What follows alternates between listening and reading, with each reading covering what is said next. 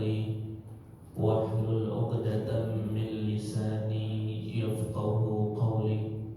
قال سبحانك لا علم لنا إلا ما علمتنا إنك أنت العليم الحكيم. ربنا زدنا علما وارزقنا فهما. Amma ba'du. Segenap yang kami muliakan, yang kami hormati pengurus DKM Masjid Jami Al-Falah, Bapak Ketua DKM beserta pengurus-pengurus yang lain, para hadirin jamaah, bapak-bapak, ibu-ibu yang semoga senantiasa dalam lindungan Allah Subhanahu wa Ta'ala.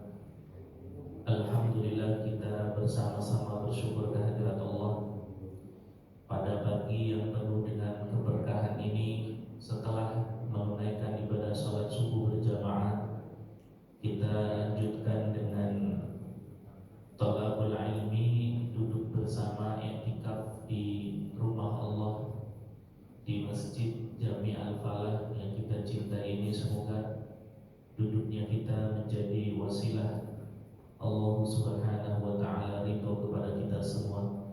Amin. Allahumma amin ya rabbal alamin. Dan insyaallah amaliyah kita pada saat ini menjadi amaliyah yang paling dicintai oleh Allah Subhanahu wa Ta'ala, yang bahkan Nabi sampaikan bisa mengalahkan pahala jihad di jalan Allah Subhanahu wa Ta'ala. Amin. Allahumma amin ya rabbal alamin. Al-Fatihah. A'udzubillahi minasyaitonir rajim. Bismillahirrahmanirrahim. Alhamdulillahi rabbil alamin. Ar-Rahmanir Rahim.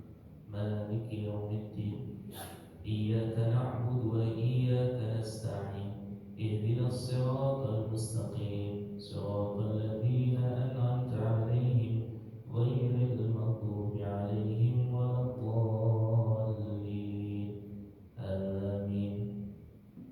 Para hadirin jemaah yang dimuliakan Allah Subhanahu wa Ta'ala, insyaallah perjumpaan kita pada pagi hari ini akan membahas tanda-tanda hamba diberi kebaikan oleh Allah Subhanahu wa Ta'ala.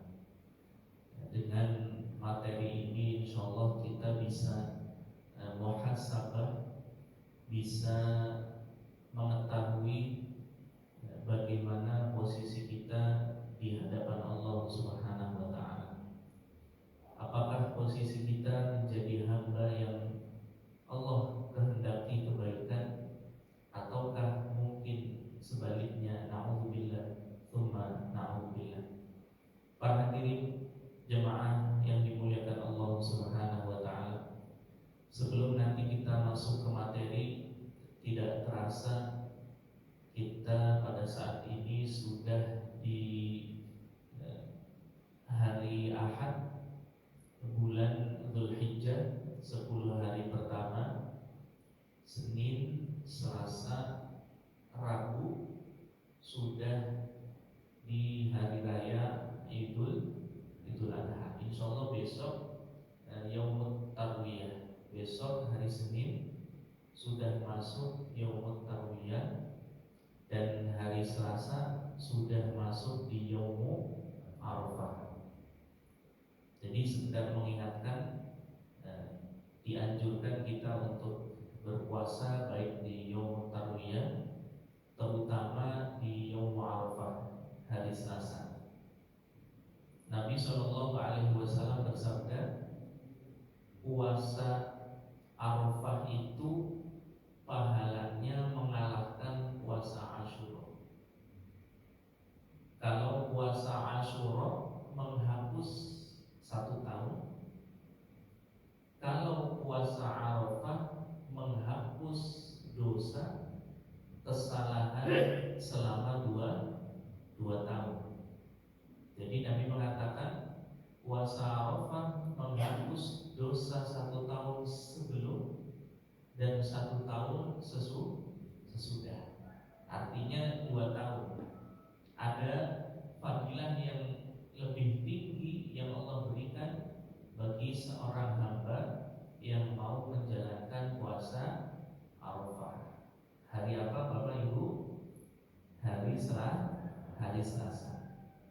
insya Allah kita diberi panjang umur, sehat walafiat, Allah izinkan, Allah beri kesehatan untuk menjalankan puasa Arafah. Sebab merugi Bapak Ibu, puasa Arafah itu datangnya 1 tahun sekali. Beda dengan puasa Senin Kamis. Kalau puasa Arafah 1 tahun sekali. Boleh nggak Ustaz Senin kita puasa Tarwiyah plus puasa hari Senin boleh. Kemudian nanti hari Selasanya kita puasa Arafah. Kemudian hari Rabunya baru kita tidak boleh berpuasa. Tidak boleh berpuasa hari Rabu, Kamis, Jumat, Sabtu. Kamis, Jumat, Sabtu itu disebut dengan ayyamun tasyrik, hari tasyrik. Nah, 4 hari ini nanti kita malah tidak boleh makan.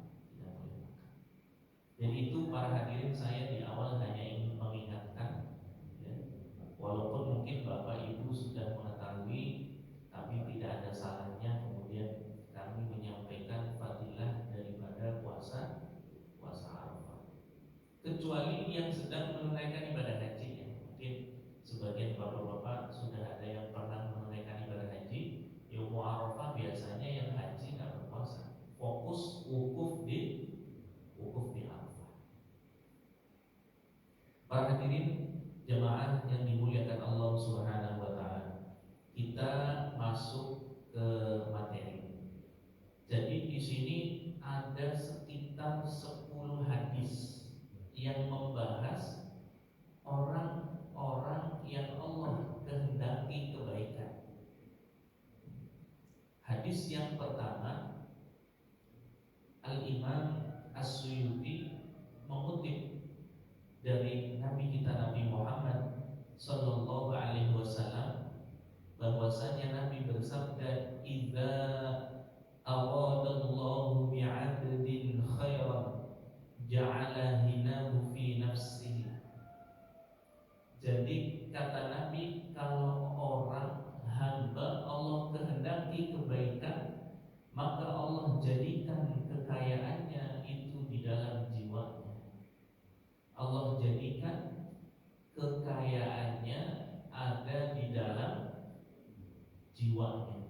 Maksudnya gimana Ustaz?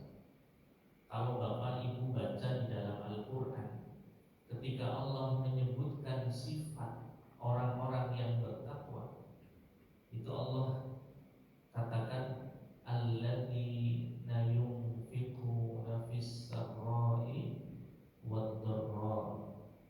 Orang bertakwa itu, kata Allah, cirinya yang pertama, dia berinfak dalam keadaan memiliki banyak harta atau dalam keadaan terbatas. Berinfak dalam keadaan keberlimpahan harta ataupun dalam keadaan tidak keberlimpahan harta. Makanya ketika orang-orang munafik menghina orang muslim yang bersedekah dengan begitu banyak hartanya, kemudian dia mengatakan Abdurrahman bin Auf bersedekah dengan dia, sedangkan Abu Aqil yang hanya bersedekah dengan kurma, ya, 1 sok kurma. Jadi kurma diambil pakai kedua tangan, itu disebut dengan satu sok. Karena dia ternyata hanya memiliki 2 sok, yang satu buat dia makan, yang satu disedekahkan di jalan Allah Subhanahu wa taala. Tapi keduanya ini para hadirin kemudian diabadikan di dalam Al-Qur'an. Alladzina yalmizuna al-mutawwi'ina fis shadaqat. Jadi kata Allah, orang munafik itu sangat mengherankan. Mereka menghina orang-orang yang bersedekah dengan keberlimpahan harta dan yang hanya dengan kemampuannya. Maka kata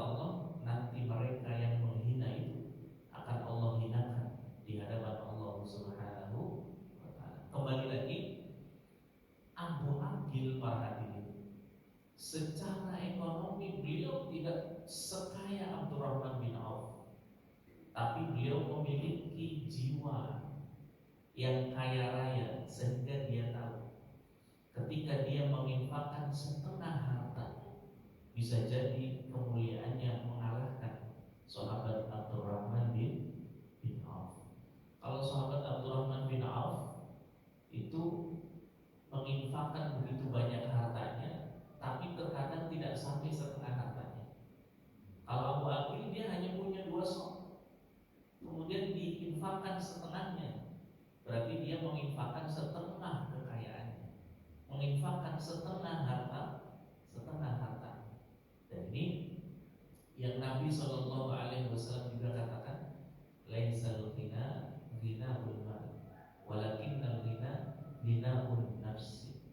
Kekayaan yang sejati bukan hanya sekedar kekayaan harta, tapi kekayaan yang ada di dalam jiwanya, kekayaan yang ada di dalam hatinya. Itu satu contoh. Yang kedua, di dalam kitab Arba'in An-Nawawiyah, kalangan sahabat yang mohon maaf bisa dikatakan miskin, itu mereka mengatakan zahaba ahlud dusur bil ujur. Ya Rasulullah, sahabatku yang kaya-kaya itu mereka bisa mengalahkan kami dengan jalan yang begitu cepat sebab kekayaannya. Zahaba ahlud dusur bil ujur. Mereka bisa sedekah dengan begitu banyak hartanya. Kemudian apa kata Nabi? Bukankah setiap tasbih adalah sedekah? Bukankah setiap takbir, tahmid adalah sedekah? Bahkan di dalam hadis itu Nabi katakan, engkau datangi istrimu, kemudian engkau beri nafkah batin, itu juga adalah sedekah. Poinnya bukan masalah sedekah dengan tasbih atau enggak, tapi coba lihat Bapak, sikap sahabat-sahabat Nabi yang mungkin ekonominya tidak sebagus sahabat-sahabat yang lain. Dia ada keinginan. Jadi di dalam hatinya, ya Allah, ya Rasul, ini sahabat engkau yang kaya raya bisa dapat pahala banyak. Kita gimana caranya supaya dapat pahalanya? Jadi dia walaupun secara ekonominya tidak sekaya sahabat-sahabat yang lain, tapi hatinya pengen kemudian menjadi hati yang dipuji oleh Nabi kita Nabi Muhammad Sallallahu Alaihi Wasallam. Kemudian para hadirin, selanjutnya watuqahu fi qalbihi, dan ketakwaannya ada di dalam hatinya. Maka Nabi Sallallahu Alaihi Wasallam mengatakan at-taqwa hahuna, takwa itu di dalam hati. Makanya kita nggak boleh memvonis, wah itu dia nggak bertakwa, nggak boleh. Karena at-taqwa hahuna, ketakwaan itu di dalam hati. Dan takwa itu haitsu ma kunta. Makanya kalau ada khotib-khotib sholat Jumat itu biasanya mengatakan ittaqillah haitsu ma kunta. Bertakwalah kalian dimanapun kalian berada. Jadi takwa itu bukan hanya di hadapan orang. Memang ada perbuatan-perbuatan takwa yang di hadapan orang, tapi takwa yang sebenar-benarnya adalah di hadapan orang dia bertakwa. Di belakang tidak ada yang melihat dia bertakwa. Di masjid dia bertakwa. Di rumah dia bertakwa. Di pasar dia bertakwa, di jalan dia bertakwa. Pokoknya dimanapun dia berjalan melangkah dengan hatinya, kemudian di situ ada ketakwaan kepada Allah Subhanahu wa Ta'ala. Masalahnya sekarang banyak ada orang takwanya di masjid aja. Jadi di masjid luar biasa khusyuk. Pas bawa mobil ada motor nyalip gunting langsung mencang-mencang, emosinya langsung. Padahal ketika kita bawa mobil sekalipun, kita diharuskan bertakwa kepada Allah Subhanahu Wa Taala. Maka ada kalau di Timur Tengah, di Arab atau di Yaman atau di mana, ketika ada perselisihan di jalan, kemudian mereka langsung mengucapkan apa? Sallu ala Nabi. Jadi untuk meredakan apa? Emosi. Akhirnya keduanya saling membaca sholawat kepada Nabi kita Nabi Muhammad Sallallahu Alaihi Wasallam. Tapi kalau di Indonesia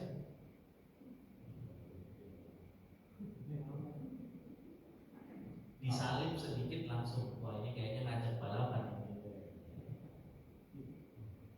Jadi kembali lagi para hadirin, Nabi katakan waktu kau fi qalbihi, orang yang baik itu, kata Nabi Shallallahu Alaihi Wasallam, ketakwaannya dimanapun dia berada, bukan hanya ketika dia di masjid, bukan hanya di hadapan saudaranya, bukan hanya di hadapan temannya, tapi juga di hadapan istrinya, bukan hanya di hadapan temannya, tapi di hadapan suaminya, di hadapan anaknya, bahkan dalam keadaan dia sendiri bertakwa kepada Allah Subhanahu wa Ta'ala. Makanya takwa itu kan kita takut kepada Allah Subhanahu wa Ta'ala dimanapun kita berada, dengan melakukan kebaikan dan juga meninggalkan kemaksiatan.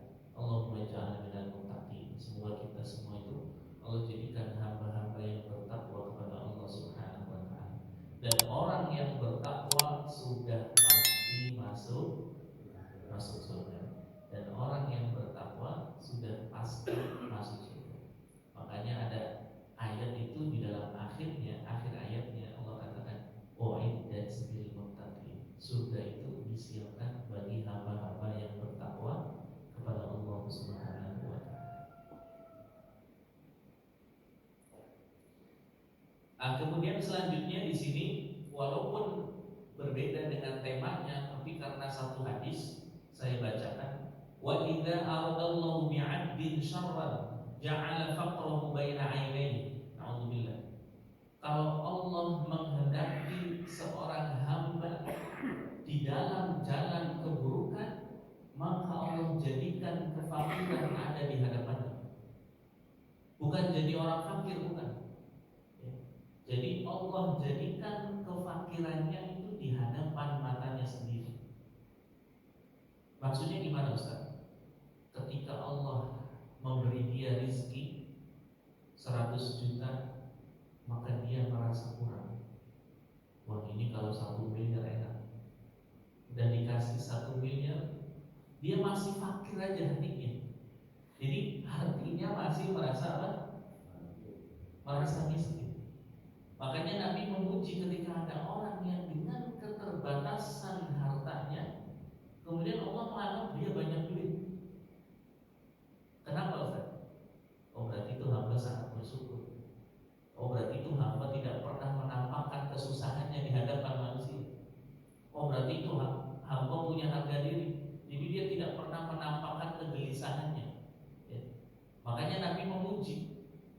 Istimewa orang yang dengan keterbatasannya kelihatan feng-feng saja, padahal sih pusing-pusing juga. Cuma tidak ditampakkan, itu dipuji oleh Nabi.